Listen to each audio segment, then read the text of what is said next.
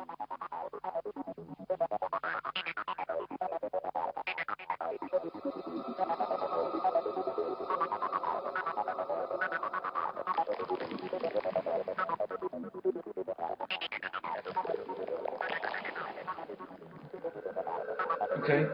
so if I press stop.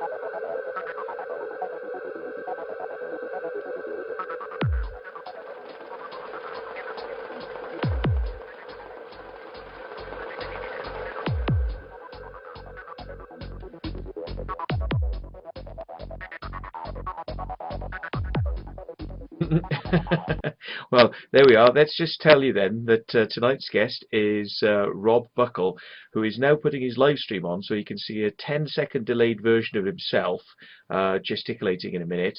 And what he's going to remember to do is to press the volume mute button on his live stream so that, you know, we don't get to hear the live stream adverts and crap that we don't like as well. So without further ado, let's bring him in. Let's see if we can actually get him on screen. And let's unmute his audio again. And welcome, Mr. Rob Buckle. So, hello. Hello. Hi. You seem to be stretched. I don't know what it is with this camera of yours. Oh, but you're right. It's not me, is it? Kind of. Well, I don't know. I don't think you're quite that long face, but I think. You know, it's just the camera stretching it. I can't do much with it, to be honest. It won't let me stretch the screen. But there we are. Yeah, it'll do. It'll do. So anyway, right then, Rob, would you like to tell us a little bit about yourself? Okay. Well, probably people know me best for the YouTube videos that I've done. I've done quite a few crop circle videos for over the last few years or so, starting probably in about 2008, something like that. And recently I've done a full-length presentation on crop circles for Truth Juice, which has been on YouTube. So some people might have come across me through that. And probably the reason I'm on this show is because I've recently been converted to the idea of the man-made aspect of crop circles. So yeah, it's been a long journey, and my views have changed quite a bit over the years. But yes, it's certainly definitely moved in that direction, as you'll find out through tonight. So yes, you know, what on earth got you into crop circles then? You know, how did you start on this strange road of discovery? Well, I've been into crop circles for quite a number of years now, probably since about the late 90s, sort of around about from 97 onwards, which was following a UFO sighting I had in this local area, and that sort of set me off on this trail of discovery, really. And crop circles soon followed on the heels of, you know, looking into UFOs and all that kind of thing. But it's led me down the path of, you know, looking into ancient history and conspiracies, through to spirituality, all kinds of things. So I've got a broad sort of background of knowledge in all those kind of areas. Well, once you start looking into the UFO phenomenon, as I did, you know, it was inevitable that crop circles would come up. It seemed to be indelibly linked to the subject at the time. And so this was about, how long ago was this, sorry? This was probably late 90s. Late 90s, right. But it was always there in the background. I mean, I remember being, you know, sort of interested in crop circles and things like that going on all through the 80s. But never really sort of delved into it deeply. But it was always there in the background as something of interest. And I actually thought that it had died away after the Doug and Dave thing, you know, which was, I think, 91. Right. And I didn't hear much about crop circles for some years after that. And it was sort of well into the late 90s that it started to reappear in my life. And I think it was the 2001 circle, the Milk Hill Galaxy, that really sort of sparked my interest back into it again. So that was just a phenomenal circle. And it sort of made me wake up again to what was going on. And I thought, well, I thought this subject had died a death, but obviously it hadn't. And this was took it to a whole new level. So I started looking at it in that respect. And at the time, I was pretty much sold on the idea of the real phenomenon, and was very open-minded in terms of its linkage to UFOs and aliens, that kind of thing at the time, because I was heavily into that subject at that time. So it wasn't until much later that I started to review all that. So I had my first visit to a crop circle wasn't until about 2003 then.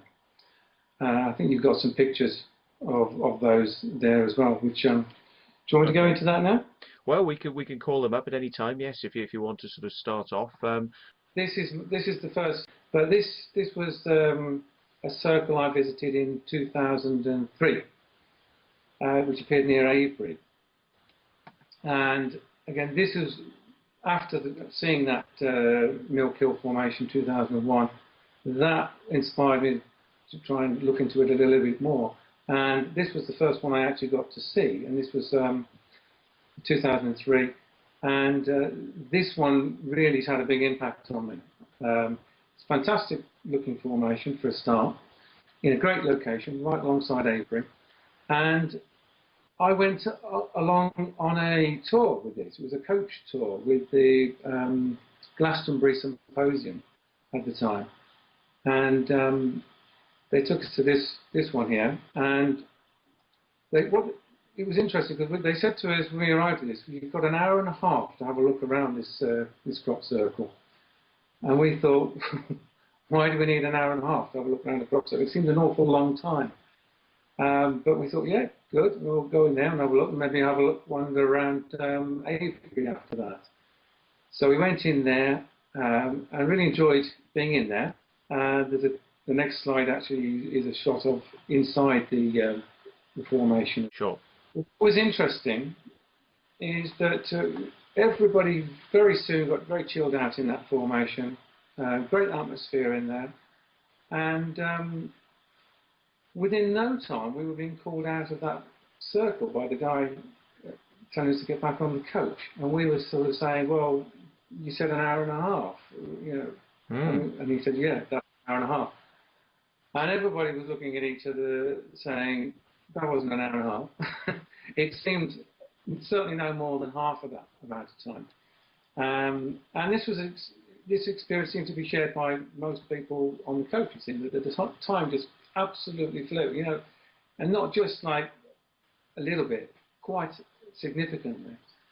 And I'd subsequently heard the same story about the same formation from a number of other people. And in fact, it was interesting. When I recently met a circle maker, we were talking about the first formations that we'd seen and so on. And coincidentally, or synchronistically, he said that the first formation that he visited was that very same one. And he'd had the same experience on a different date. So that was, again, something that had a big impact on me in terms of crop circles, what makes that kind of thing happen. And as a believer at that point, that just adds juice to the whole idea that there's something otherworldly going on with this. And certainly that was the belief of a lot of people at the time that I was, mixing with. And it was, and I think genuinely at that time, the researchers were of that mind as well. And there was a lot of that kind of thing going on. And again, that formation, it looks as if it couldn't have been made by people. And, I now believe that it was, but... What made you think that it was then, if I break in again slightly? I think it wasn't.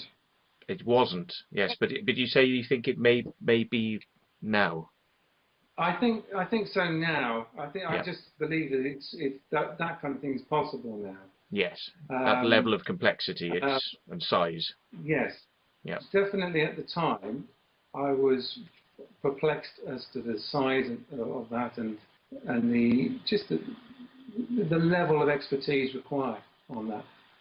So, but again, I think when you are a believer, you are prepared to believe that. you're prepared to just accept that people can't do that. And I can see now, having come down the road a long way, that it's you are a little bit blinded to those things sometimes. And especially when you have an experience in a circle like that, which seems to be a little bit paranormal or otherworldly, it makes you believe even more. And then if you flick to the next slide. Okay, we shall try that. Not that one, not that one. one, but this one. Now that's 2004, and it's a sort of, it's a hexagram of sort of, yeah, that's the one, yeah. It's near Avebury. It's got Avebury in the background. It's exactly the same location as the pentagram one. Right. Again, another beautiful formation. Again, you see it alongside Avebury there. Mm. And that was the following year. And I visited that one, not with a tour, but I came to this one with my family. And had a fantastic time there. We visited a few formations on that day, but this one in particular had a strong impact.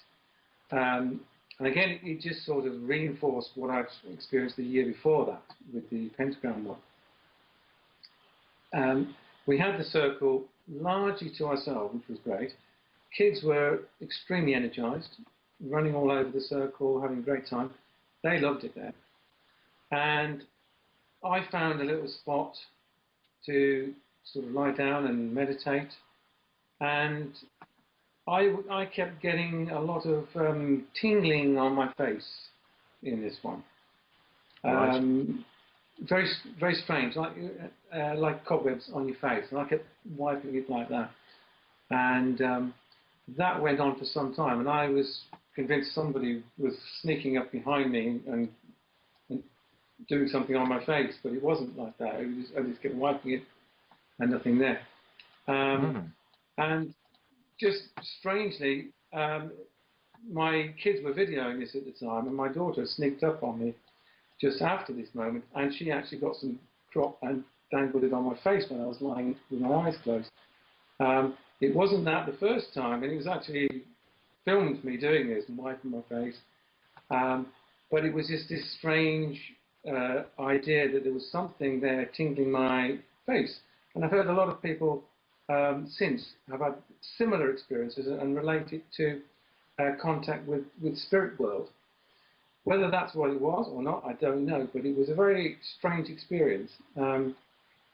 Again, that sort of confirmed to me that there's something strange going on with these crop circles and something otherworldly going on. And it was at that point I started to think, well, it must be somehow there's some kind of portal here for a spirit entity to enter into that. And I was somehow feeling a physical contact there. So, as I say, I kept an open mind on all that. You know, I wasn't sold on the idea that it was just aliens. And I suppose I moved away from just thinking along those lines and started to open up onto all different other areas. But again, the man-made element was well down the list for me in terms of possibilities. Again, I think it was more that case of wanting to believe in something else rather than anything else. I didn't want to believe that that was possible for humans to make. I didn't want to believe that those kind of things could happen in a man-made formation. Yeah. So we're looking at it now, and it's obviously got Avebury in the background. And you know, do you think there's any significance why people are sort of sticking things in these places and in the same place? You say it's almost exactly the same place. Yeah. What's the significance to you? Well, for that, I think that area generally is a very powerful area energetically. I mean, I visited Avebury on a number of occasions before, not necessarily to see crop circles, but we'd often go there as a family and take the kids there, and they were always extremely energized going there. You would think most kids, sort of under 10, wouldn't want to go to somewhere like that. But we would say to them, you know, do you fancy going down to Avebury? And it was, yeah, they loved it. You know, and they always enjoyed going there and getting seemed to get a very positive vibe there. And there was quite often a number of circles would appear in that area, and it was never a surprise to me that they were there, because I think it just was a powerful, energetically powerful area. And I think, well, historically there's always been circles in that area, and I think it owes much to the history of the area that there's a lot of ancient sites there, and I don't think it's coincidence that they're there. I think there's a strong connection there to ley lines and the energy there. You can almost touch the energy there. It's so strong sometimes. So shall we move on to the next slide? Yeah, this is a couple of crop circles that to me just threw the debate open a bit and really sort of narrowed the focus right down to me. And I used these two images in my talk to illustrate, firstly, the man-made aspect, which suddenly became very clear to me there. And then there was also the other one, which had still a little bit of an unknown element, which I think now you can probably shed a bit of light on, which we'll go into in a minute. But the first one was this kind of, I don't know what you describe it as, kind of scorpion thing that appeared in Eastfield, I think it was. It was in 2010. Yes, yeah, okay. I'm agreeing with you there. I'm not stating that that's when it was, but yes, I'm agreeing with you, okay. It's a huge formation. And this one caused a lot of controversy at the time because the people making it were discovered making it by a researcher. But it was generally then accepted that this was a man-made crop circle. So what it illustrated was the fact that people can make huge formations, and they can make very good formations like this one. So it illustrated what can be done. So what was interesting about this one, the larger one, when you looked at the detail, you could see quite clearly that there is concentric rings within each circle. And zoom in. This is, again, thanks to your research and programs, Matthew, where you've illustrated that this is a clear sign of a man-made crop circle, the combing effect. Okay. Yeah. And so you can see that very clearly on that one. So there you had a perfect example of a crop circle that is known to be man-made, and you can see all the hallmarks of a man-made crop circle with the combing features. So you had a good reference point there. So for me, that was quite a significant circle in sort of being able to discern the difference. Sure. And that leads me on really to the, I think if you go 2 slides on now, there's the very famous formation at Stonehenge. Okay, let's have a look forward in the slides. So this is a Julius set, and it's a one curling round spiral with many little fractal type arms, which is similar in many respects to the 409 circle galaxy on Milk Hill, 2001. But this one got an awful lot of publicity at the time, and this is the one which the whole crop circle debate of whether it's real or not seems to hinge on for a lot of people, because this one has that story of it appearing in daylight hours in a very short window of time, about 45 minutes.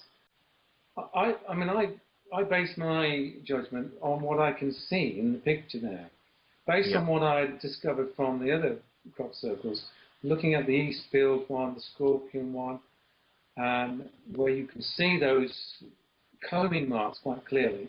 And then you look at this one, which is one of the most famous crop circles of all time, one that is held up as definitive proof that this is the real phenomenon. Then you zoom in on that one, and you can see the same combing marks on that. I'm so glad you said that then, because I was thinking, if we zoom in on this, we're going to see something quite interesting. And then you said it, so well done. Let's have a little look then. So we zoom in, and lo and behold, we get, as you say, marks. visible in the Yeah, flattened areas. yeah.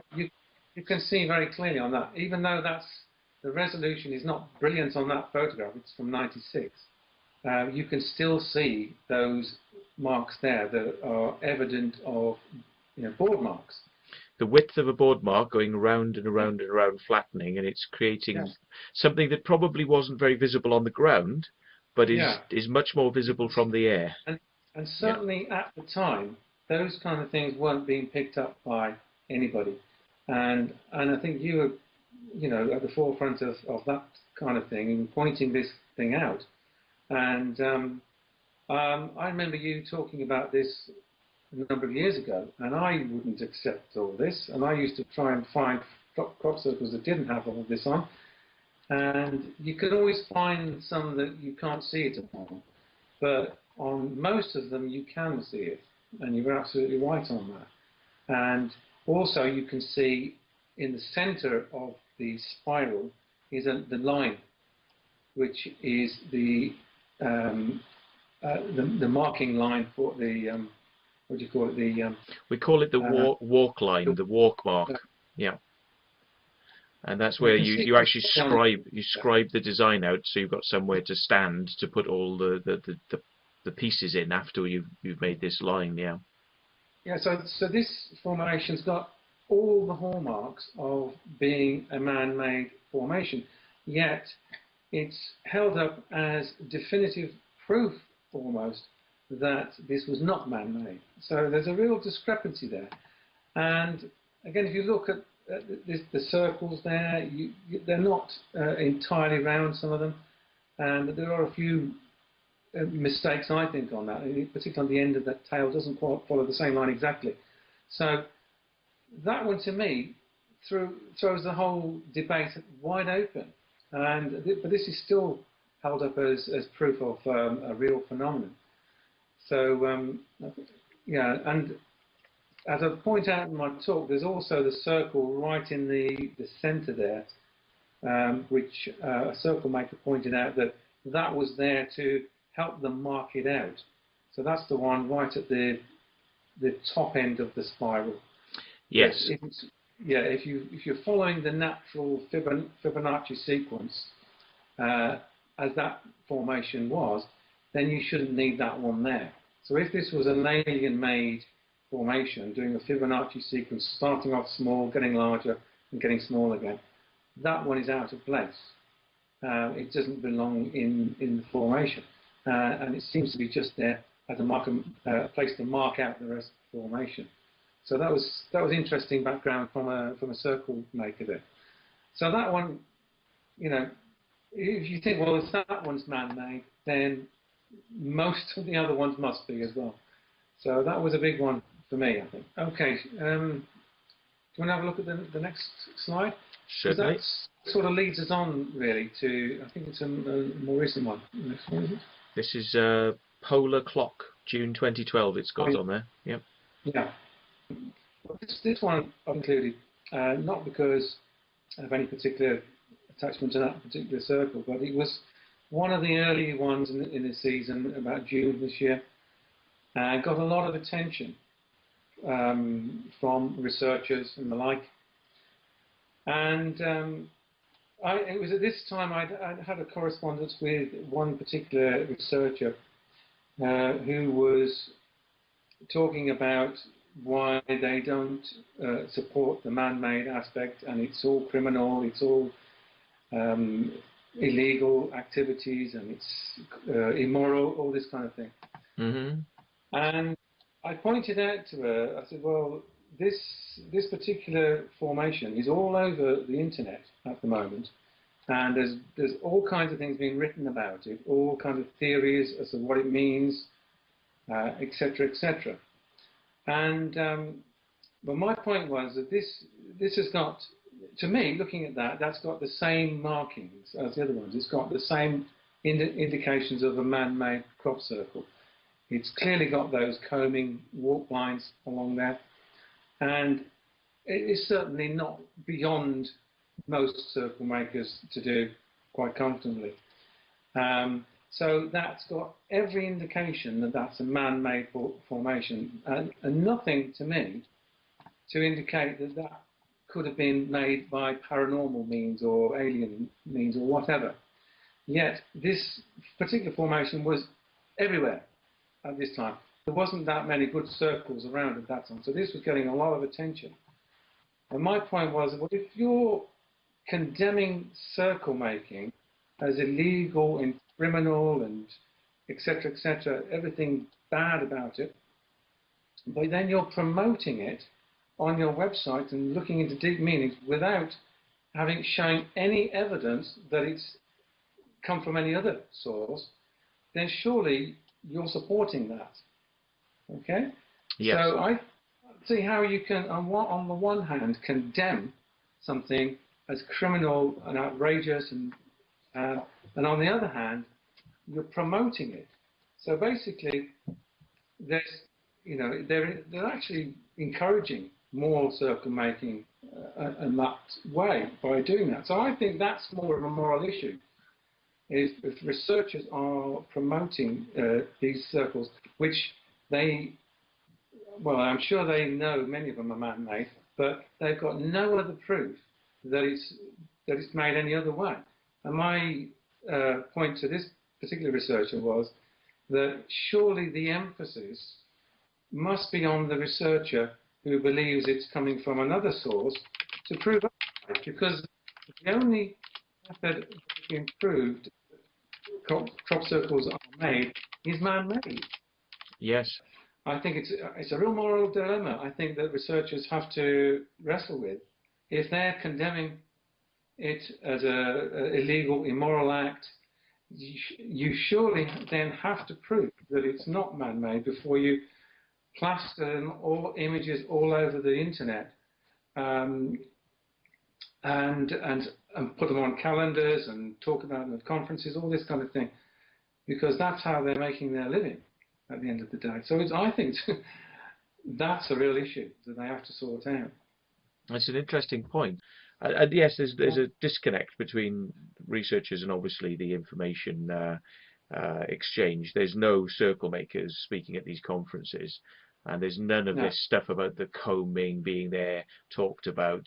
It's all about, why the Pleiades is probably involved and which alien species is trying to talk to them, and all this sort of stuff. And it's a bit of a strange one. That's what I mean. It's very, very one-sided, and I think they're missing a real trick here with not looking at the man-made thing, as we'll get on to in a short while. But it's the hypocrisy that I find difficult, and the fact that there are circles that are clearly man-made, and anyone with half a brain can work out that people could do that. Yet they are talked about and promoted as if it must have come from someone else, and people have no skills to do this, which is completely9. In fact, if you look at the next slide, I'll maybe just take that on a little bit further. Okay. Now there's 9 formations here in a mosaic.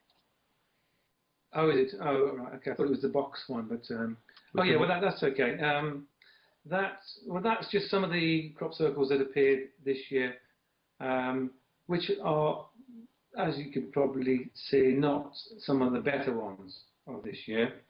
And these are all clearly man-made in my view, and I think anyone that can't see that they're man-made needs to take a look at themselves, I think. My point is that these ones all appeared on the major crop circle research sites. Okay, if they are really serious about condemning man-made formations as a criminal act, then why aren't these left off? Why are they included in their annual count of crop circles? That's what I don't understand. So it's almost as if the number of circles that appear is important. So we can say we've had 68 circles this year, even though 40 of them are crap. We've still got 68 circles, but they'll put the circle count up there, and they'll put every picture on here, and they'll put ground shots of every crop circle, but not mention anywhere that this is obviously a man-made one. So I think that's a little bit strange, and particularly if they appear in Wiltshire, of course, and which gives it a little bit more mystique. And I do know that there have been other crop circles that have appeared in other parts of the country that haven't even been noticed, and some of them better than those that won't appear on some of these sites because they're not in Wiltshire. Yes, yes, that's true. So, yeah, the focus does tend to be on all that, and I think a little bit more discernment is needed there. Either that or honesty. Well, I've said in the past that circles that look like some of these really look half finished, or maybe by new teams, maybe people learning. Yeah. They may have been mistakes, which people have walked away and left the circle, and not finished it. And what I'm drawn to kind of say with formations like that is that there's an argument made by people who run the conferences and call themselves researchers that there are never any half-made formations out there. Yeah. There's never anything half-made or rubbish out there. So because everything is so good and there's never any mistakes, that you should believe that therefore the whole thing must be paranormal. And as you've just shown, there's some pretty basic circles that you may agree or may not agree, but I mean, you may agree that look like they're either from newcomer teams, are a bit amateur, or maybe even have mistakes, that they're actually quite rough. I mean, look at this one down the bottom here, which I'm highlighting. I mean, does that not look extremely rough? And what about this one up here? Does that look like somebody started to try and do something and they lost the plot of what they were doing and just decided to walk away and sort of made this mark to hide whatever they were trying to do and walked away? I mean, to me, these are the examples of messy, half-finished circles. So when these researchers don't talk about this in the conferences, and they will make these statements that there are no half-finished, no test circles, nothing like that, then I don't think they're telling the people the truth about these formations. So as you say, they're using them to their own benefit to make up the numbers. Yeah, that's right. They'll quite happily include them on the website and include them on the crop circle count, and that's what people remember. People don't remember those circles, but they'll say, "Oh yeah, there were 68 circles in England, so it was a good season." But 68 circles, and half of them could have been shit. Yeah, exactly. In fact, there's another one I think is on the next slide, which I can just look at, which just illustrates the point a little bit more. Okay, we're bringing up the slides, and we've got the square one. I think you were looking for this one. Yep. So we have that now. Yep. Yeah, I haven't got it on my screen. There we are. But I mean, that's half decent. It's a good attempt at a three-dimensional box, but to me, again, it's obviously man-made, and there are mistakes in that. It's a little bit skew-whiff, and you can see the lines, the combing marks, and things like that in there. But again, this one got a lot of publicity on a lot of the sites. I think as it was a very slow season to start, they were desperate to grab hold of anything and really build it up. And this one featured quite a bit. And can I just ask you to move on to the next one, Matt? Yeah, okay. We're just having a little look around the edges at the comb marks, which you can see. You can see the comb marks here in the tramways, the pathways, and you can see them in the circles at the top. There's combing, combing. It's all over, and definitely the bottom you can see combing there as well. So yes, absolutely. So yes, we move on to the next. Man-made. Yeah. Yes, it looks like it's got the hallmarks that could easily be from a man-made formation, unless, of course, you want to take the conspiratorial view that well, maybe these effects are left there by the aliens. You know, and if so, what does that mean? Are aliens using boards, or maybe they're lasers that they etch them into the field with? They sort of go backwards and forwards like a scanning device, going Yeah. scanning them into the field. You know, so you could go that far if you wanted to, and I'm sure some Yeah. researchers would love to sort of say that's Yeah. the case. But right, we have Yeah. the sorry, go ahead. We have Well, this square next to a an well, that's the overlay same. an That's the overlay now. same formation, Mm. and it's this is just an illustration of how that kind of formation is presented on some of these sites. Now you can see the image on the left is the same box, but it's from a different angle. And to me, that looks as if it's been adjusted slightly to make it look straighter. And it definitely looks better there. So I don't know if there's a little bit of photoshopping involved in that, but it certainly it shows how the camera and the photography work can make a circle look better. And then on the right is I found this an extraordinary image. This appeared on a Facebook feed that I got, and that overlaid the interior of the Great Pyramid of Giza on top of this box. And I was mystified as to how they made the connection and who made the connection as Yes. to how that skewiff box represented the Great Pyramid of Giza and all its internal networks and so on. And I made a comment on Facebook to that degree, and I bet you were popular. they removed it. I was going to say, I bet you were popular. I bet they're like, die now, Nazi scum. Yeah. Yeah, I don't think it even got that far. I think it was so ridiculous, this, that they even saw that themselves and removed it. Oh, right, they removed the reference to this picture. Right, okay. Yeah, but I think it was a slightly different picture that appeared on there. But it just showed to me how these kind of things are built up and meanings are attached to them. That there's no basis in a lot of it, and overlays are put on. How did we get to that, to the Great Pyramid of Giza? I just can't figure that out. You could overlay anything on top of that and say that it fits. Sorry, go ahead. So you get these kind of things all the time on certain websites. I'm looking at it now, and I mean, where they start putting the circle, because it's like a crosshairs, you know, there's a big crosshairs from left to right here, and where they put this crosshairs is in no way at the center of this square. It's not the center of the square. It's not the center of the side of the square, one of the sides of the square. It's not the center of, you know, uniformity. If you take the overall size, it's off to one side. You know, it's off to one side, so it's not even in the center. And then you've got the triangle, which doesn't line up to anything, and the sides of this triangle, well, it hits one line. It hits one line. So two sides of the triangle hit nothing.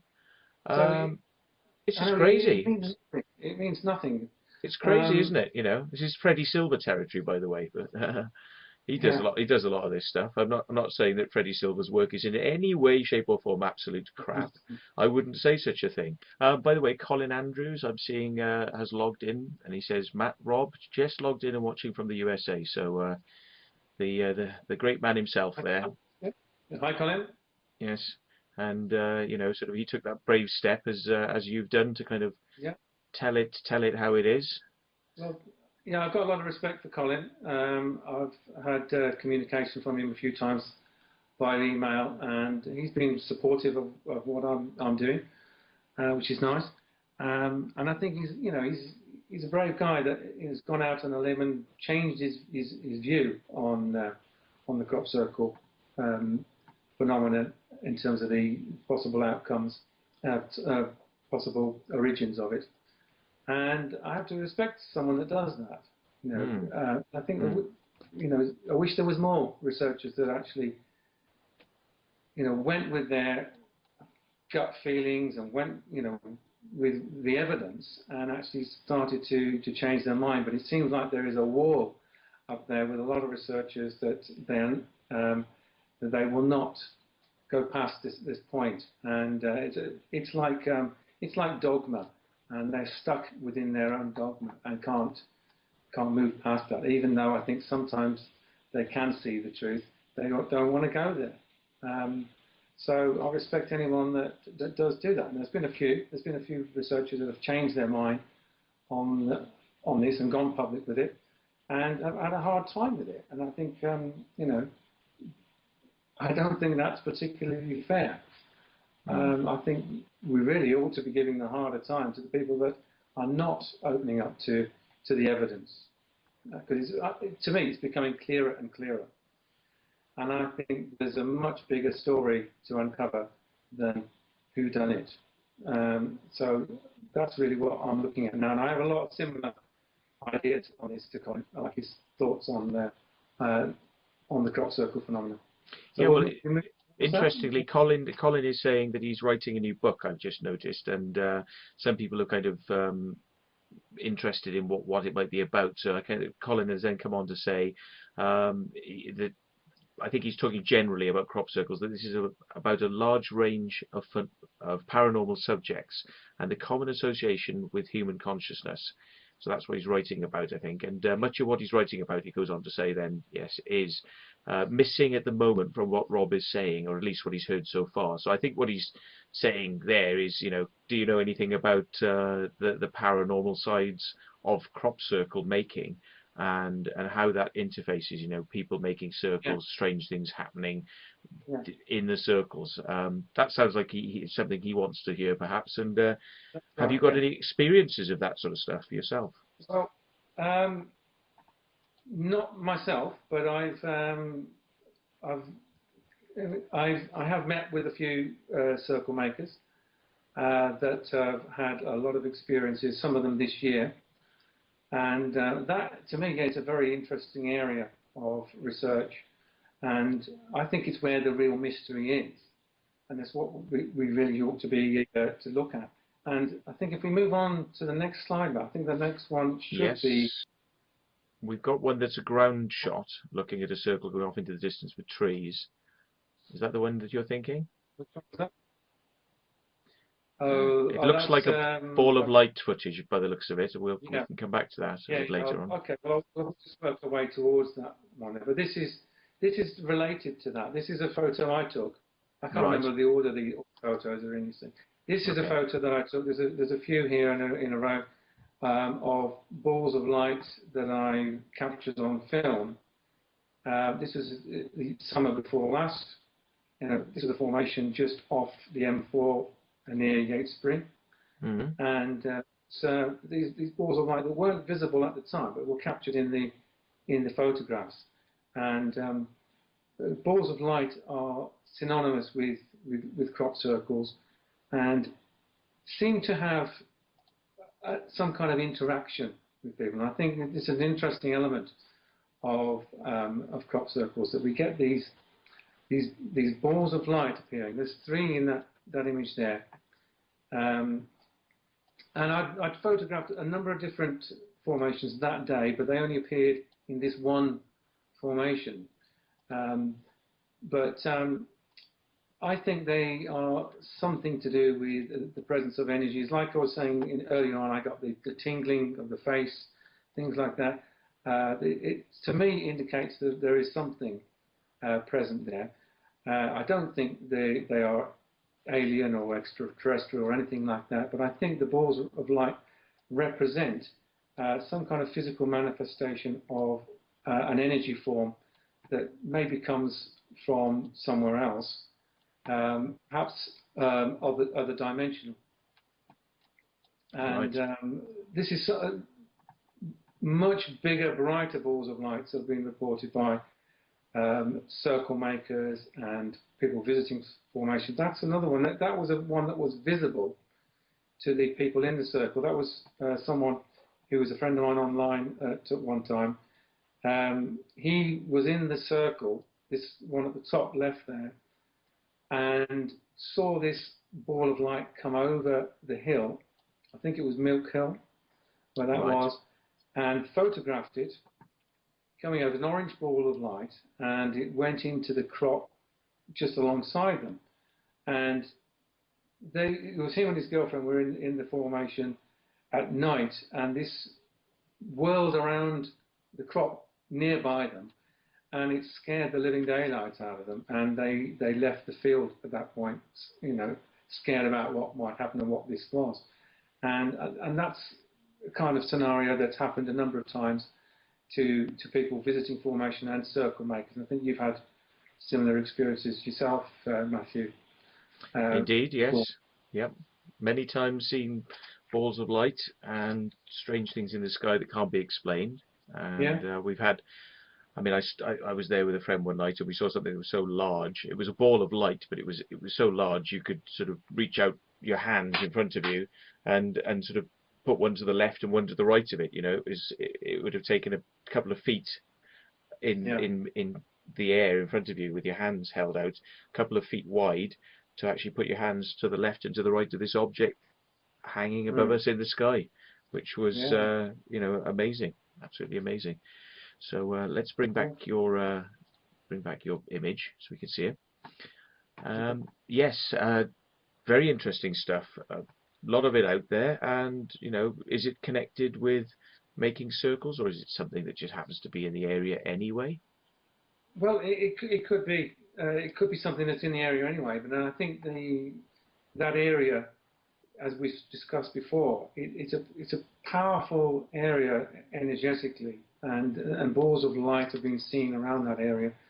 But I just wonder whether it's something to do with that area and the amount of historical sites there that are part of that. And I think it taps into the area that Colin talks about in terms of the consciousness. And the fact that it's such an old, ancient area, so much history there, those memories are recorded in the land, and there's a lot going on there. And I believe very much in this idea of the Akashic record, and all the morphic fields, things like that, where everything is recorded. Everything is a part of everything in history is somehow recorded there, and we can tap into it, and I think we can access what's going on in this Akashic record or the morphic field, and these balls of light may be a physical representation of manifestation from that field. And I think it's something, like Rupert Sheldrake, who came up with the morphogenic fields idea, he talks about this collective unconscious, where we've got all these memories stored, all the thoughts, everything is somehow like a huge database up there. I actually think it's slightly more than that. I think it's more, he talks about it more in a passive way, that we can tap into these ideas that are somehow just in the atmosphere, that we can tap, and our intellect or instinct can just tap into it. And this is where we get ideas of inspiration from. We act on impulse based on things that we're picking up from there. But I also think there is a more active element to it as well, which is a much more conscious part of it. And I think the balls of light are part of that. And as we look a little bit further, there are elements of not just balls of light, but actual beings, it would appear, more humanoid type manifestations that come up. And we'll look at that in a sec. Okay. If you move on to the next picture, will do. Yeah, that's one.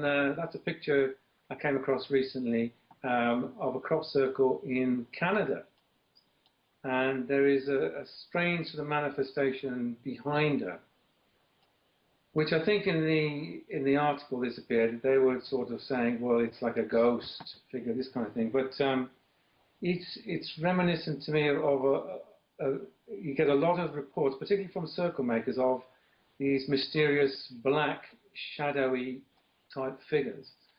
And I'm just wondering whether that's something to do with the same kind of phenomenon as they have experienced. But it's an interesting photo, but it just shows, it looks like there's some kind of interaction going on there. This thing standing at the edge of the field, at the edge of the circle, and seemingly looking over this woman lying there.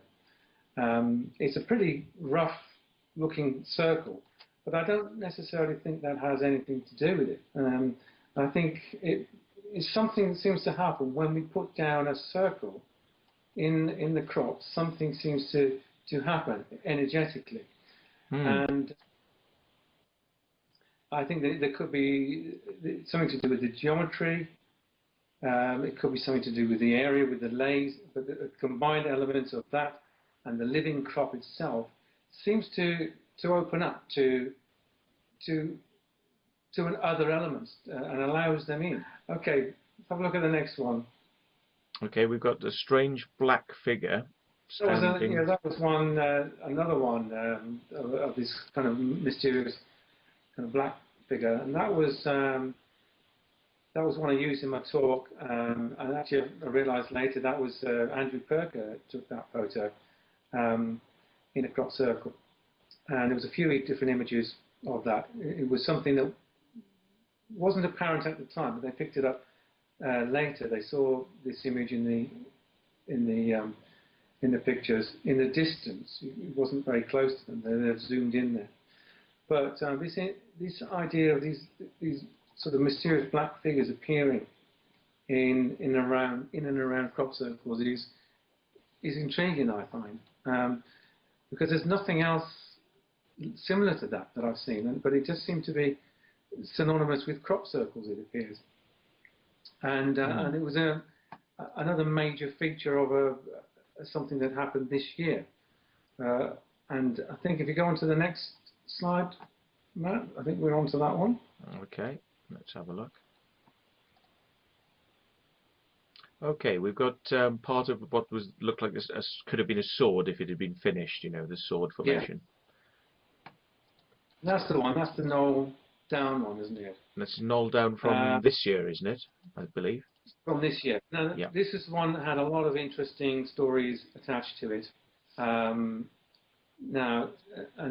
there was an event that happened around about the summer solstice involving this formation and one other formation as well, which I think is on the next slide. And it involved these black figures. And I've spoken to some of the circle makers that were involved with this formation, and the one on the next slide. Yeah, is it this one? Yes, yeah.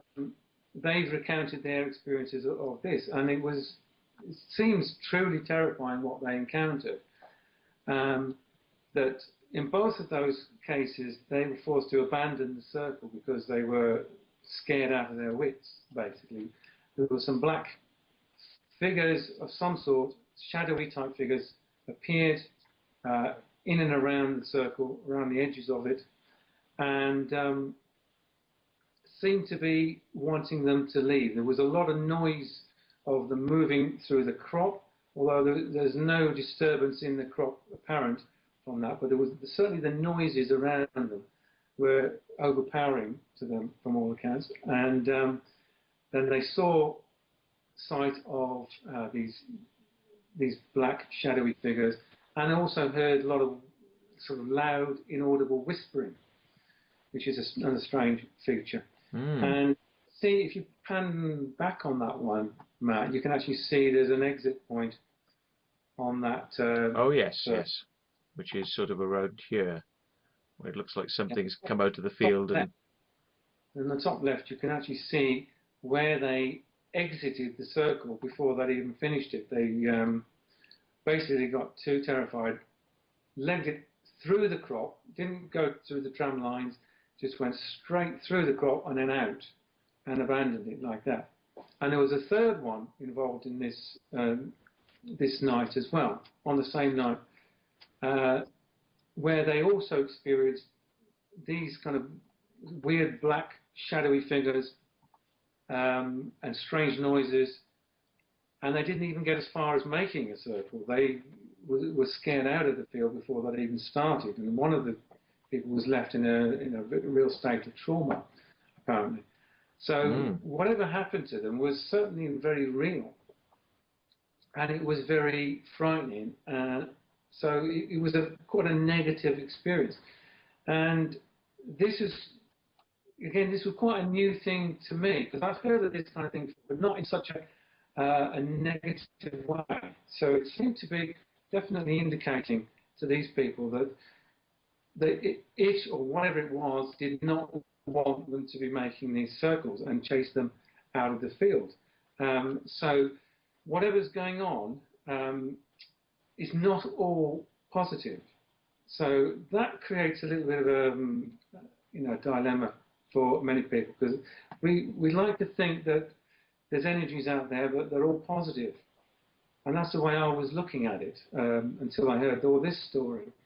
And but from that, it seems that there is certainly a more negative aspect to it, and there's a darker energy out there that seems to be anti-crop circles in some way. And it was interesting on that one, the Knoll Down one as well. There was like an image of a huge face actually etched into the crop itself, which was another weird aspect to it. Well, that looked like, was it something in the field above? Are you talking about this sort of strange marking, like as if it was one half of a face?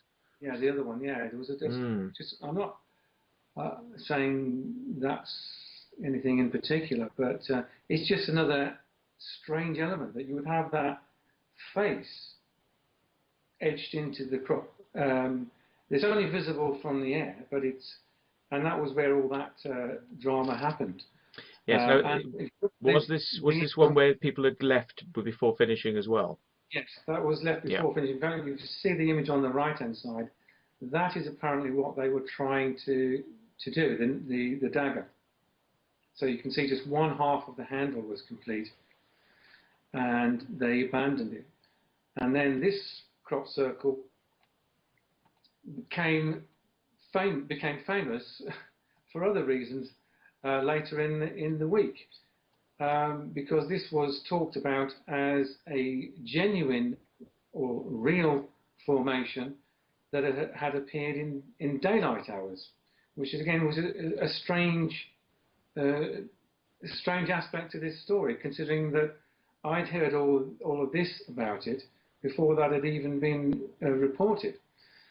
So some researchers were obviously getting their information from very different sources, and they went with its real daylight theory rather than this, which I think is a much more interesting theory in terms of the background to that.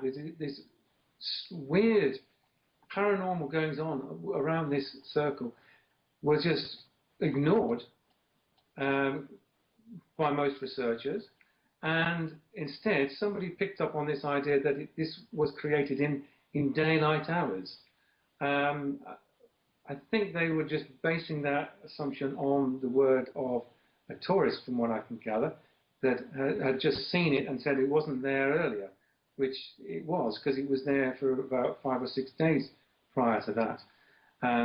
It just hadn't been noticed. And again, I believe was backed up by the same pilot who said, well, I fly over there all the time and I never saw it. But I think a lot of people actually pointed out that it probably was there. Monique Klinkenberg has got footage, I think, which she's not given anyone high-resolution footage copies of. But I believe it was probably visible in that. But she was showing low-resolution versions and saying, well, you can't see it. And it's like, well, it is so small that it would be easy to miss. Yeah. Yeah, it was very small, but it just, to me, it shows where the emphasis of the researchers is totally wrong. They would rather go with a half-baked story that shows that this, well, seems to show that this is a real or genuine formation of unknown origin, and yet ignore the much more interesting story, I think, about these shadowy figures and the weird paranormal events that these people experience. For me, that should be the first thing that a crop circle researcher should be looking at and seeing what was that all about. Why did that happen to those people? Forgetting the fact that they were allegedly committing an offence there. That's not the big story here. The big story is what was going on there, and where did this come from, and why is it seemingly surrounding Circlemakers? That's interesting. And again, the idea of the real aspect was brought up by the fact that they found bent nodes in this formation, and to me that just shows that bent nodes can occur in any formation, because I know that was a man-made formation. Yet it was held up as, again, proof that this is not a man-made formation. And again, the whole bent node argument just doesn't hold up for me. Well, it just seems like, when they want to claim these formations back, they'll make statements about there being fantastic stuff there, as it suits them, and if they don't like it, then even if there were bent nodes, blown nodes, and whatever else in there, they would say, oh, no, it was crap, So they're a very fickle bunch, but yes, we've got... But the bent nodes thing just seems to be one of those things that, pardon the pun, it's like clutching at straws, isn't it? It's one of the things that they still seem to have that they can convince people with, that a formation is genuine. Yet people who look into the bent nodes aspect and look at the real science behind it know that can occur in crop anytime. It's just a natural process of phototropism. When the crop is flattened and starts to grow towards the natural light. It's certainly not the case that in all these formations that all of the stems are like that. They'll try to find one or two or a handful and use that to convince people that it's a genuine formation. And the same thing happened in the Yatesbury flower formation, the one I had a picture of earlier, which we didn't look at.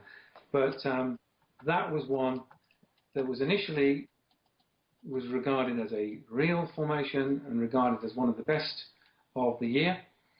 I've got it on screen now, yeah. Okay, and then it was revealed, that's the one. And again, they found bent nodes in there and said, well, here we are, here's proof that it's a genuine formation, and it's an impressive formation and the best of the year so far. It was about early July, I think, that one. Yeah, and it was made by somebody who's come into channel, actually, which you probably know his name. Okay, yeah. And it was later revealed that it was made by this team, led by this chap, Mr. Irving. Rob Irving, yes. Rob Irving, yeah. And they made it with a group of students, done a great job. But it was then proven that it was man-made. But still, you had the bent nodes, and that kind of argument was laid to rest, really. I think the farmer was actually telling people against the team's wishes. He was telling people it was man-made, where he was supposed to keep. He was supposed to keep that secret, and he was telling them on the morning it had been created, and still with the farmer standing there telling every single person who went into the formation it was man-made. It didn't stop the stories, as you just pointed out. Yeah, well, that was one thing. I thought it would have been nice actually if that story about it being man-made had come out a bit later. It was quite soon after it was made. But even then, because people were so excited about it and finding bent nodes, that it was declared real very, very early on. Yes. So it just shows that there is no real way of, determining the origin of these formations if you stick by the it's real phenomena argument. Okay, So well, Colin Andrews is saying that he agreed with a point you made a little while ago. This was at 10:41. Basic point that Rob was making about the orbs seen in the area. Not sure if Rob has read the book he co-authored with his wife Cynthia called The Complete Idiot's Guide to the Akashic Record. So, see, because you were talking about the Akashic Record earlier on, he's saying he's got there's a little book there. I'm familiar with that kind of content. Yeah. Yeah. So yes, definitely want to get. There we go, Colin. We plugged it for you. Look, see, yeah. But yes, we have to see if we can get Rob to get one now. Yep. There we are. Definitely. So I like those ideas on these things. So yeah, it'd be a good read. Yeah. Yeah, and Colin is saying as well, I'm reading them out because he's putting them in capitals, so they're points he'd like to sort of be read out. We've reached the end of a major cycle for humanity, and the crop circle subject is just one part of this, and we are learning lessons at this stage. So, you know, we're still learning, and still a lot more to learn. I think so. Well, I think the crop circles has just led us into this wider understanding, and I think it's actually led us to actually look at ourselves more in terms of what we can achieve and how we can interact with this wider consciousness. And I think that's for me is the lessons that the crop circle phenomenon has brought. But I'm beginning to wonder whether it's sort of coming full circle, if you pardon the pun, because of some of the events that have been going on this year, and on a more negative basis. I'm beginning to wonder whether that the phenomenon as a positive phenomena is sort of drawing to a conclusion there, and it's ready to move on. So what it moves on to, and how we develop from that, I don't know. But I almost think that we don't need it as much as we have in the past. I think it's been an awakening process. Yes. And Nasher put in capitals. He said, you know, and I'll try and put in the emotion that he's sort of putting across here. But he said, "This is pathetic. He's on about Perker's photos now." On about what? You're on about. He's on about Perker's photos now. So I don't think he liked you talking about Andrew Perker's photo for some reason. Oh, I couldn't hear what you said. Andrew Perkers, yeah. Andrew Perker. This is pathetic. He's on about Perker's photos now. So, yes. Okay. That's fine. Then Nasher is asking Rob, and see as we got, you know, I think he's talking about you, not Rob Irving, but he says, Rob, what makes you think these were anything other than one group of people scaring another? And I suppose you might be talking about balls of light or the. I think it's black. I think he's talking about the people getting scared out of a formation and not finishing it. Well, I think the fact is that that these black figures have been seen by quite a number of people and have been seen to be non-physical. And on one of the occasions on this particular night, one of them actually went to hit this being with his board, and it went straight through. And the sort of noises... Should get better quality boards. Sorry. The sort of noises. Carry on, sir.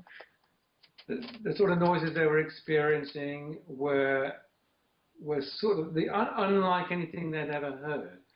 So and I know some of the people involved in that, and I don't think they would have just ran as quickly as they did if they thought it was just other guys. And certainly there was no physical traces of other people in the field, because they could hear these beings or whatever they were in the crop around them. Yet there isn't any sort of physical traces of that if you see the overhead shots taken afterwards.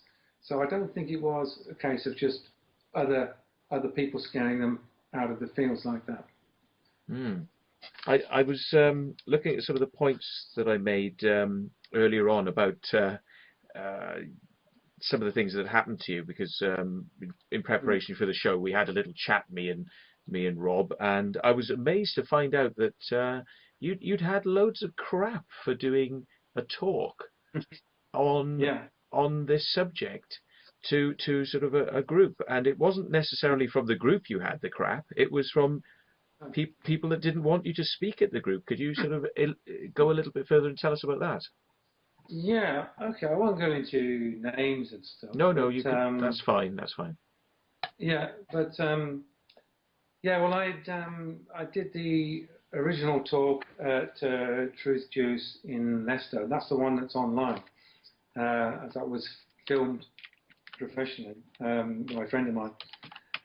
Then I was asked to do a couple of other talks at other Truth Juices, and one was in Nottingham, and I was nearly prevented from speaking that particular talk because there was a couple of people that raised objections to me speaking there, which was a big surprise to me and to the organisers there. But we had to, and it was a little bit woke and daggers. We couldn't quite work out what the objections were and who was even making the objections for a while. But I was told that it was to do with some use of copyrighted material, and I had to remove that from the talk before I was allowed to speak. And that was quite difficult because obviously you're using a lot of images in a presentation on crop circles, and I had no idea which of the images was copyrighted. So I had to take out an awful lot in order to talk. So it ended up being a little bit of a shorter talk with less images on it. But I found out later, I did have some correspondence from the people that were objecting, and I think it was not so much to do with the images I was using, but just it was more to do with the fact that I'd used I'd used a clip in the video where this person is referred to, although not by name. Goodness. Touchy person then, obviously. Well, it was a bit hard to understand, really. But I think they were objecting mostly to the fact that it was, from what I could see, it was exposing a truth, which they objected to. So stop you speaking about that, their footage, and hopefully it'll stop you speaking full stop. But it didn't have the desired effect. When I don't like to mention people by name on this, because like I said to this person, it's not a personal witch hunt on this. I'm not interested in bringing people down and ruining their businesses and things like this. But if I hear of something that I think is a real untruth, then that's of interest to me, because I'm what I would call a truth seeker, and I'm trying to find out what's going on. And the revelation that this person made in the clip was that he knew that researchers also knew that people were making crop circles, but were not prepared to tell people. And to me, that's of real interest, because if something is known, it's a major importance like that if they know that most of the crop circles or all of the crop circles are being man-made, and they're not telling people that, then there is a major deception there. And I think that, that needs to be exposed. I'm not necessarily, as I say, I'm not interested in exposing who said that, but the fact that that was done by a major researcher is a concern. And I think it needs to be aired. That's why I included that in the talk, because it basically illustrates that what the public are getting is not the truth. Yes. And, I'm essentially interested in just getting to the truth of the matter. And it really is difficult when you've got people at every turn blocking the truth. which is that most people, most crop circles, if not all of them, are made by people. And we've got this major mystery that is being unravelled purely by recognizing the fact that people are making crop circles. And I would never have come across a lot of these stories of these weird paranormal events and the links with consciousness and all this kind of thing. If I had not looked into man-made crop circles, I'd still be thinking, oh, it's a mystery. Who's made this and why? And not getting anywhere. We can go round and round in circles forever, talking about who made this circle. Was it aliens? Was it something else? Was it supernatural phenomenon of some kind? Was it, Mother Earth? Well, it doesn't mean anything unless you've got, you can actually pinpoint who's done it in the first place. So by recognizing that people are doing this takes us to the next level, which I think is much more interesting. Well, it's certainly where we need to be going, yes. Yeah. And we've gone in circles for so long. Another pun there. But we can't keep going over the same old ground. And I don't know. I think I should just to sort of bracket this so people don't lose the point. What Rob has said here, and this is an important point, and I'm going to re-highlight it, is that somebody tried to stop him doing a talk, and they used the business of you've got some sort of copyrighted material of mine, whatever.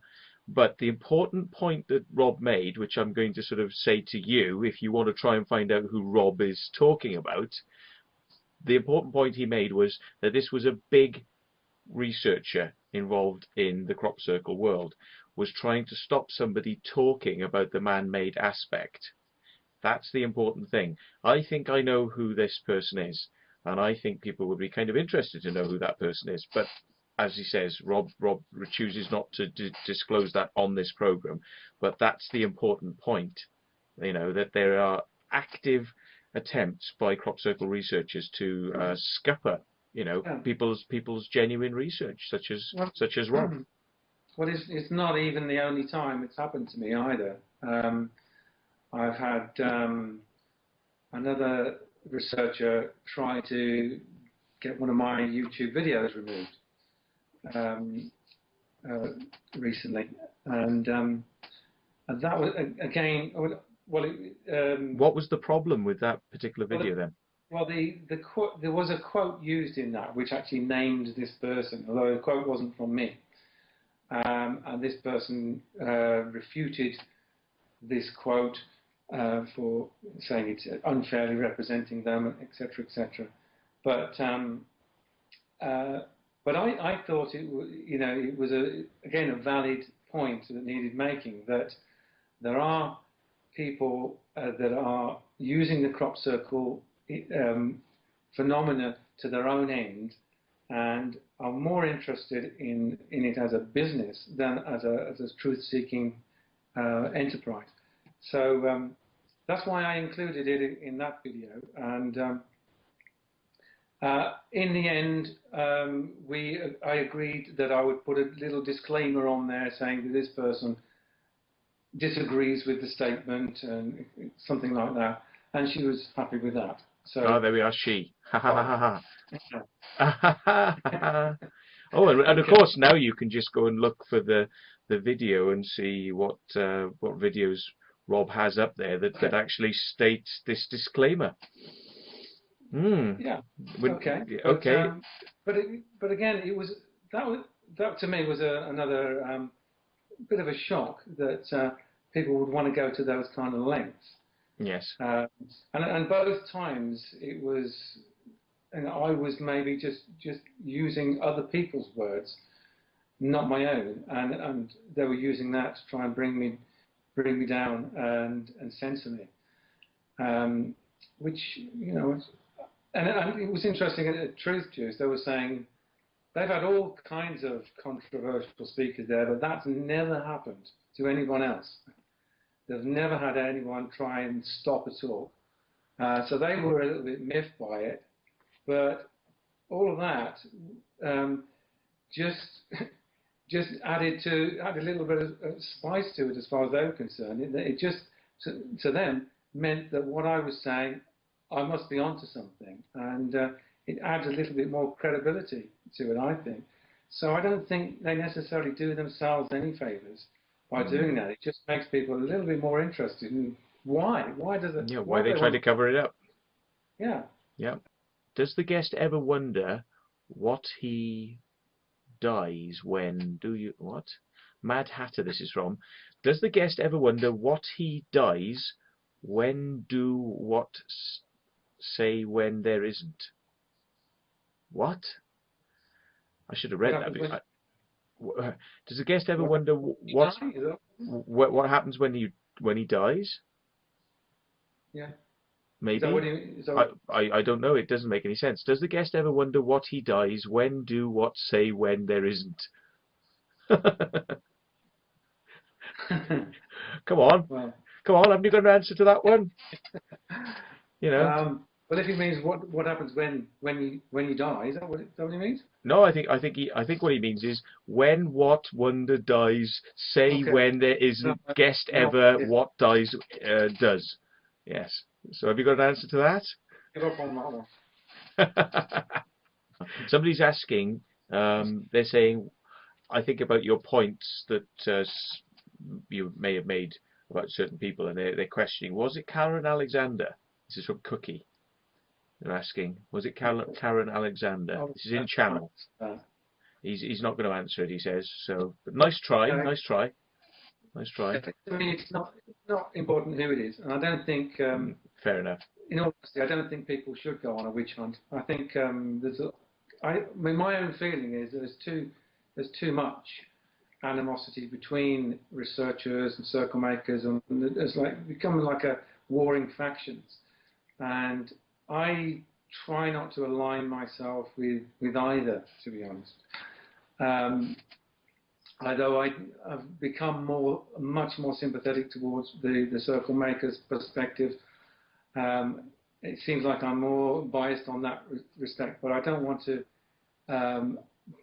align myself completely with one against the other, because I think the only way this argument or this debate is going to move forward is by meeting in the middle somewhere, and that's the only way I see forward. They've got to people have got to trust each other, and I think if we keep flinging accusations at each other, it's not going to happen. It just becomes war, and they dig in their heels a bit more, and it just becomes stalemate. And I'd like to see these things end. I want to encourage researchers to openly sort of change their mind without fear of what's going to happen. I think that's a lot of the problem. Is now they are so worried about losing face that they don't want to change their mind on that.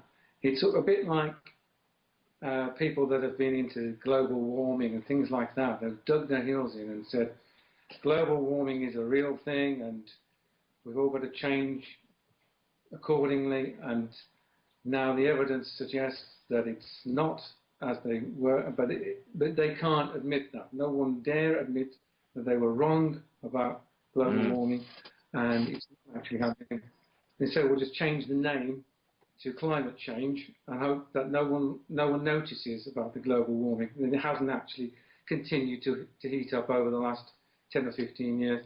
But I think then you've got those. It becomes dogma. And you're sticking to that dogma and not recognising the truth of the matter.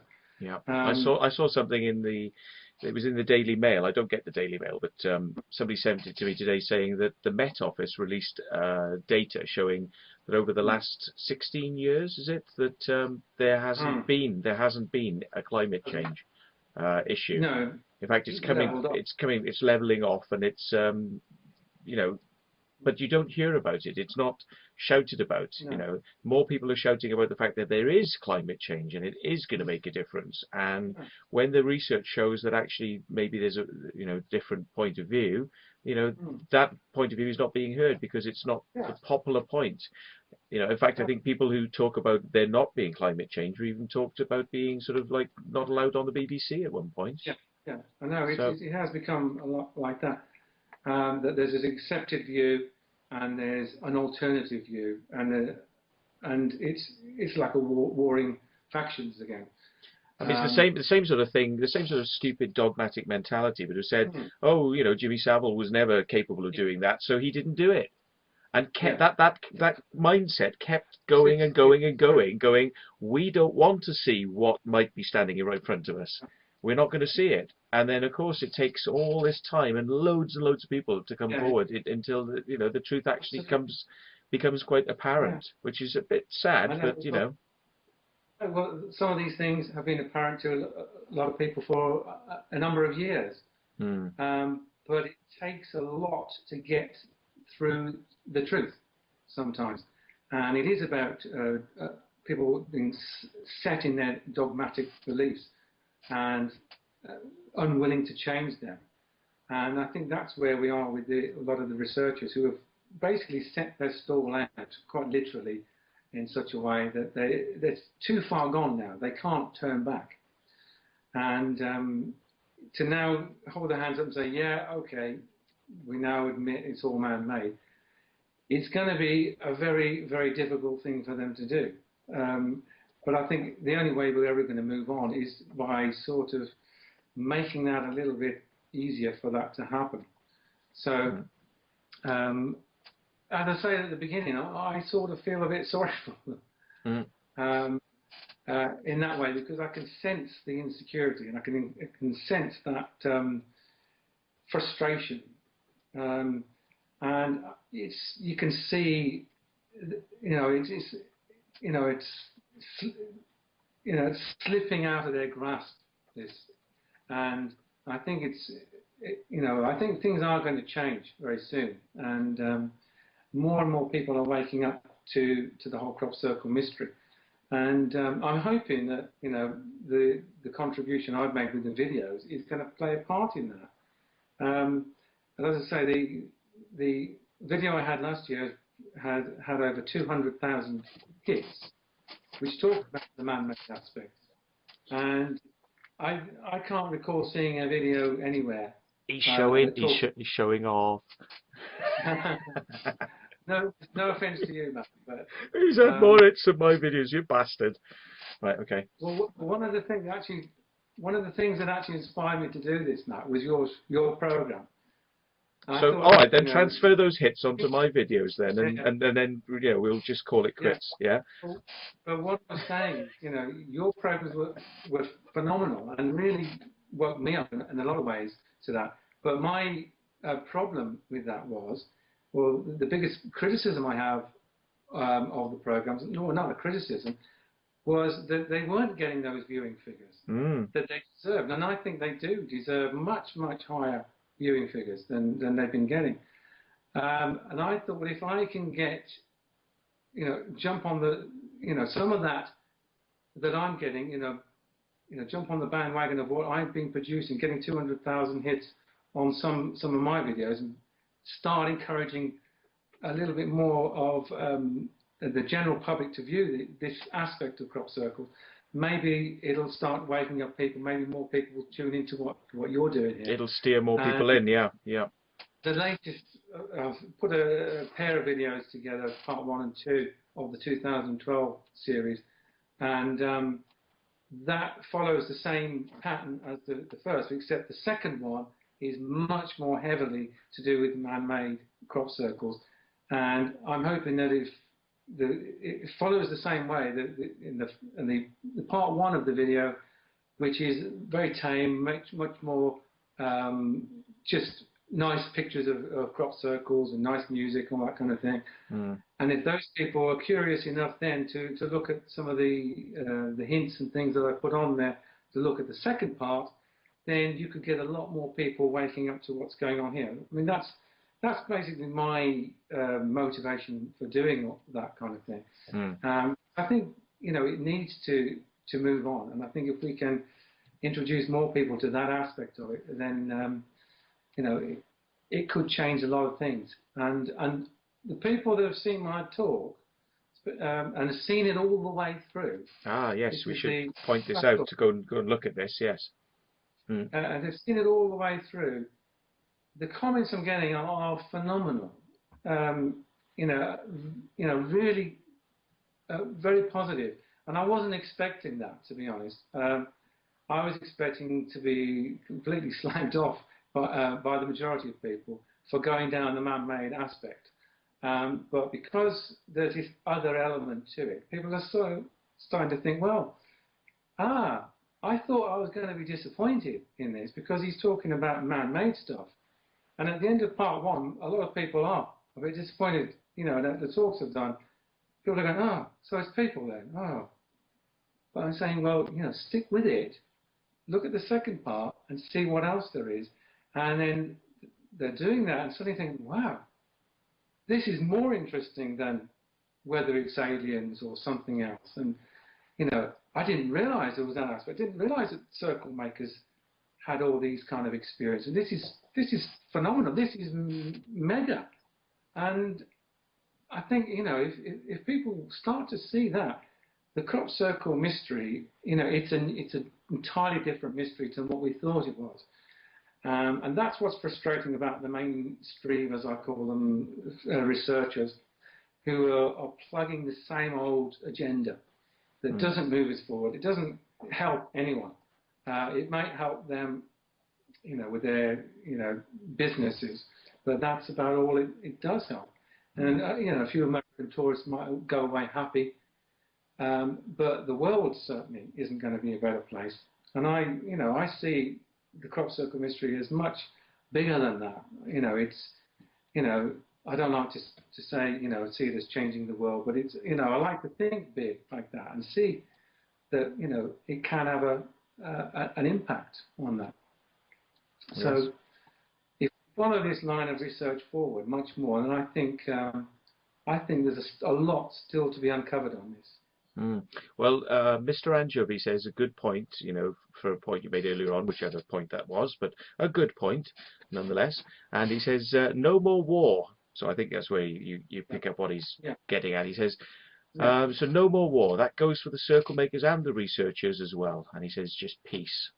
So, yeah, I mean, part of my rationale for doing this show was to help people to see that Circlemakers are just, they're normal human beings, and they're approachable, which is an idea that has been fostered by the researchers, is that, you should never approach a Circlemaker and discuss any of this stuff. And, what better way to do it in a non-invasive way as a TV channel where you can just soak it up and take what you want from it, and, but hear people's points of view in this fashion. So, I mean, it's good that it's spurred people like Rob on to actually go and do more with it and take it out to more people and do it in a way that I possibly can't do, because I mean I have my slightly abrasive tongue-in-cheek way that I present the show, and Rob does a good job of actually sort of presenting it in a serious way, but also I think a very easy to grasp way, because I'm watching it and I'm thinking, this is the type of video I'd show somebody, who's kind of like arguing with me about the points. I'd say, go and watch this guy's video, because you'll get the points quite well. And then if you need more detail, you'll come and watch 79 hours of Circlemaker TV bollocks, because, and then you'll go completely crazy. Much like probably this guy Mad Hatter, who's been trying to comment again and comes out with this wonderful thing now. He says, does the guest ever wonder how he does every way in which he says but doesn't when he will what do? Absolutely. Yeah, we've got a bit of a Yoda situation going on here. I think it's like, do you like the crop circles that make you? Yes, the crop circles that make you. Yes. So anyway, what have we got at the end? A few more full stops in there, maybe, and then I could work out what it is. Yeah. I'm not quite sure. So yeah, somebody said, a good question, Mad Hatter. Is that a question? Well, here we are. I would like to know if the guest has always known that when he does it, there is a way, when he knows, that he thinks it is? It's like, this is got to be a wind up, isn't it? Well, here we are. Matt has us trying one last time. Let's see. When the guest goes to crop circles, does he know straight away that the circle is the way it is when he doesn't do it in the way to know when it isn't that in a way? Fair play. Fair play. He's got us hooked, isn't he? We still don't know what the fuck he's trying to say, but you know, we're trying really hard with you, Mad Hatter. Here, I think, you know, less ketamine and more English language, and you might get there. But yes, Rob, have you seen a circle being made or done one yourself? Have you been part of it? Which is a very good question. So that's from Cookie. You know. Oh right. Okay. Good point, isn't it? Good point. Well, I have met some circle makers. Yeah, I looked into meeting one or two circle makers this summer, and because I think if you are serious about researching the subject, then you have to do that. I think unless you've spoken to circle makers, you're only going to get half the story. So I thought, and it just did happen that I, by chance, came across a circle maker who then invited me to Wiltshire to meet some other circle makers, and they invited me to watch a circle being made, and that I did take them up on. You know, so yes, I have seen a circle being made, and I think it's an essential part of research that I needed to go out there and actually see what goes on, and you sort of, you're into another little world there. I find with the circle makers world, and since then I've, you know, information about what's going on in the circle world has become a lot easier to get hold of once you've got the trust of a few circle makers. So it definitely was a worthwhile exercise for me. Well. You see, he's been out and seen circles being made. All I'm going to say to this is, much like the movie from the 1970s called Invasion of the Body Snatchers, right at the end where Donald Sutherland sort of turns towards the camera when he realizes that you know, that somebody isn't an alien, and hearing Rob say this, all I'm going to do is I'm going to repeat this performance and turn towards the camera and go, oh! Yes. So there we are. Rob's very naughty boy. But did you actually get involved in making, or were you just an observer? Oh, just observing. Just observing. But that's good enough. It's just still, you know, you got a chance to actually take in the sky and see if there's anything going on. Because when you're working, it's not so easy to do, is it? Well, that's true. You know, it is an interesting experience just actually being out there. It was one of the things that I wanted to see. This is something that people ask me a lot, is how can they do it in the dark? How can they see what they're doing? So to actually just see that and to see how much you could actually see was worthwhile. Because again, like I said at the beginning, for me, it's about just, you know, it's about satisfying myself. You know, you can hear all the stories. You can hear who were misses, yes. Yeah, this is made by people. They can do this. They can do that. Well, tell us then. How? Come on. You've hinted, but tell us how much you can see. You can't start a sentence like that and then not finish it. Well, how much can you see? You can see enough to see what you're doing. That's for sure. Great. It was a clear night. Clear sky. Clear sky. So you could certainly see, you know, a good few meters in front of you and be able to see detail.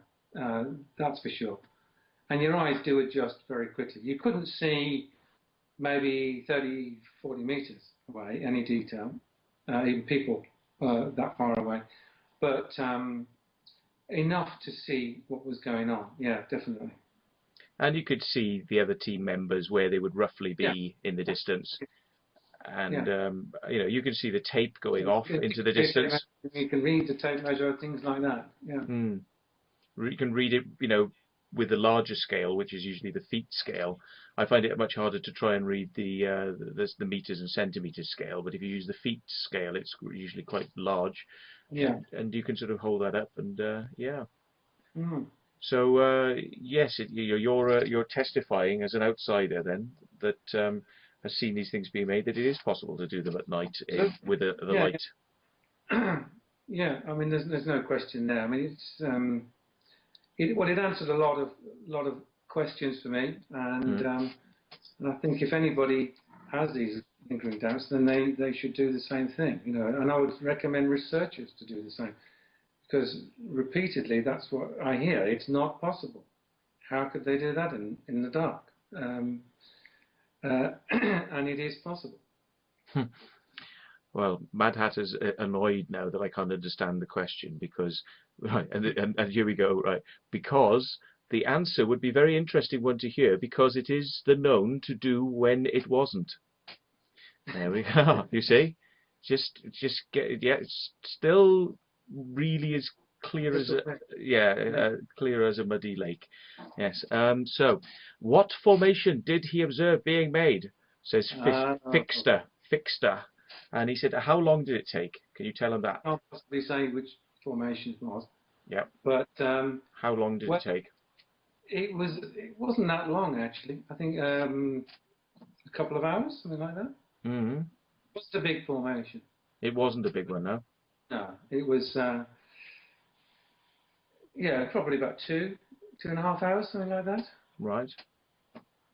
They're the good ones really, because Hmm. God, you should go out on one of the big ones and spend all night there as an observer. You'll fall asleep. There's no way. Yeah. I don't think you'll be able to stay awake. It's just to watch people wandering around in the dark. I've tried to do it, and it's like with a camera. I've tried to stay awake with a camera to try and film people doing it, and it's just like this is just really, really boring to watch. You have to do something, hold a tape or stomp around to keep yourself awake. Yeah. Yeah. Yes, it would get a bit tiring, especially that time of the night. Yeah. Mm. And it gets cold as well if you're not actually moving around. If you're just standing about watching, you can get quite cold. Yeah. Yeah. Can do. Yeah. So he said, Mr. Anchovy says, is it the ultimate research to make a crop circle yourself and see what happens? Well, I suppose it is. Yeah. Yeah. So one day, perhaps one day. Maybe. Yeah. And what's up asking why not? Go on, carry on. You say that first. You finish. I think it is. It probably, I can see where he's coming from that, but it's not something I have an interest in, to be honest. I mean, I experienced enough, saw enough on that particular night to answer a lot of questions for me.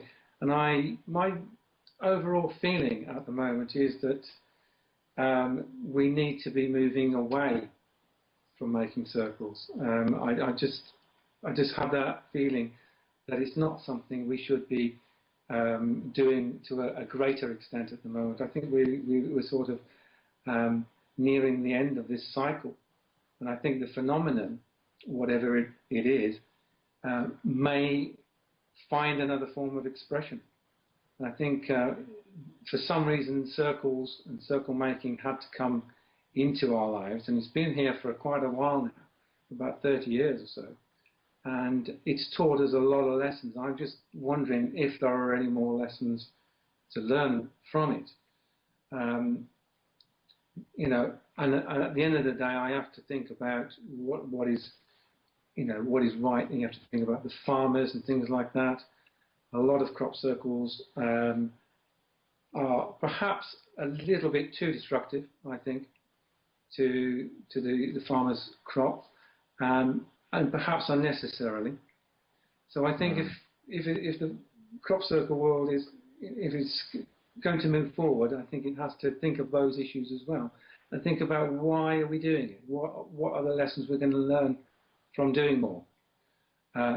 if it's just an ego thing, if it's just that, then I'm certainly not interested. But if it's to learn something about our true nature, then it's still an interesting thing. And I think we're almost coming to the end of the cycle on that, I think. And I'm just looking to see what the next step is. And I think it could spill over into other areas. I'm not entirely sure what is going to happen or what other areas there may be, but I just get that feeling that it's going to morph into something else. Yeah. They in channel they're saying, come on, tell us the formation, Rob. And then somebody says, oh well, if he won't tell us which formation it was, maybe he can just tell us where it was. It's like, come on, guys. If he tells you where it was, I think you're going to work out which formation it was. Within England. It was in England. Good. There we are. You see? Now that just shows you, So you've narrowed it down. It wasn't in the Netherlands. It was in England. So yes. But there we go. I mean, we're getting on for probably about 20 to 12 at the moment. So I think we probably need to start wrapping things up, really, as I get told these shows are way too long. But everyone's still chatting in channel and asking questions, you see. And Rob seems like he doesn't have a life, maybe a job to go to or anything, So why don't we just keep him here forever? But no, I think he probably does have a life and family and kids and a job, and he won't be able to keep those unless he goes to work tomorrow. So yeah. So we should really wrap this up, I think, for the sake of sanity. But it's been really interesting having you on the show, and we may well get you back again if you've done some more stuff that needs to be talked about and some new videos. But what we should do is really tell people where to watch your video. Your big video on this Revelations. I've got two sites on YouTube. One is the username of YouTube user is Zen Rabbit, and that's ZENNRABBIT, and the other one is Zen Rabbit with one N, but a number 1 at the end. Zen Rabbit 1. The second site, Zen Rabbit 1 with one N, has the full-length talk on it, 2 hours in 2 parts. Zen Rabbit, yeah. ZENRABBIT. It says the channel was closed. Well, maybe I've been closed down while I've been on air. No way. ZENNRABBIT. Two N's. Zen Rabbit with 2 N's. RABBIT. Okay, I had 1 N. Okay. That's got. Oh yeah, that one's still okay. So there was somebody else. Everything. But the talk is in several parts on there. If you want to see the full talk without too many interruptions, there's another site where it's in just 2 parts, an hour each, and that's Zen Rabbit 1 and Zen Rabbit with 1 N in that one. Yeah. That's okay. That's it. So it's called The Rabbit Hole of Truth, and we're looking a little bit at one of your videos here. That's the current video of the 2012 season. There's a season of them called Look Closer, so that's the 2012. This is part 2. Oh, that's part 2, yeah, which is the more interesting part, which goes into much more detail about the background to the circles.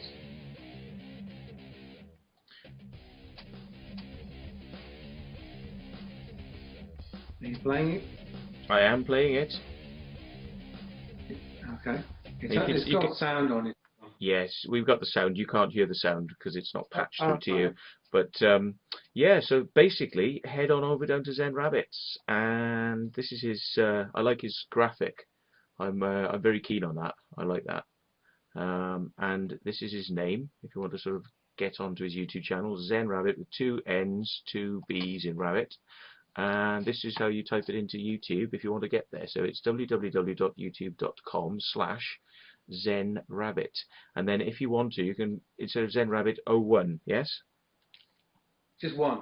Zen Rabbit 1, but Zen Rabbit only 1 N in that one. Oh, that is 1 N in that one. Zen Rabbit 1. There we are, 1 N in Zen Rabbit if you have the 1 on the end. Oh, don't do that. It's gone to eBay. I pressed the eBay button. That's a stupid thing. So let's try it again. Yeah. My The reason, eBay button. the reason I've got two sites is because I was unable to upload it to the original site. It wouldn't allow me to do long videos, but I killed it on the new site. And this is the talk channel. Yeah. So Zen Rabbit 1. So there we go. So that's basically how you can get hold of these videos, and it's about an hour long. Is it the lecture? I think. Well, 2 hours altogether. There's two parts, 1 hour each. Right, 54 minutes in one, and Yeah. probably about the same in the other. Then, so excellent stuff. So we've got something for people to look at, which I'm sure they'll find interesting. So they'll be able to work out where exactly you're coming from by listening to your lecture and seeing a lot more slides and stuff than they've seen tonight. So I'd like to take the chance to thank Mr. Buckle for coming and on the channel, and hopefully we'll speak to him again in the future. So if anybody wants to contact him, do get in touch through the YouTube channel, and you can have a chat with him there or leave some comments on his videos. And don't forget to subscribe to them and also to give them a thumbs up if you like them, because that always helps. So there we are. Okay. So thanks again, Rob, for coming on, and we shall speak to you again another time. Yeah, thanks for having me on. Great. No problem. So that's about it really for this show, and we may be able to have the end credits come up. It would be nice, wouldn't it, to get the end credits to come up on the show. So thanks for tuning in. This is where the music goes, and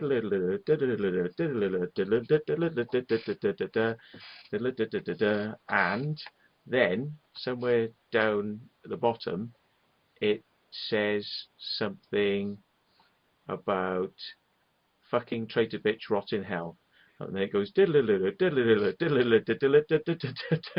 so thanks for tuning in, and hopefully see you next week or in a fortnight's time. And thanks for all the people in channel for being great with your questions tonight, except for Mad Hatter, who we will send a dictionary of English language to free of charge very soon.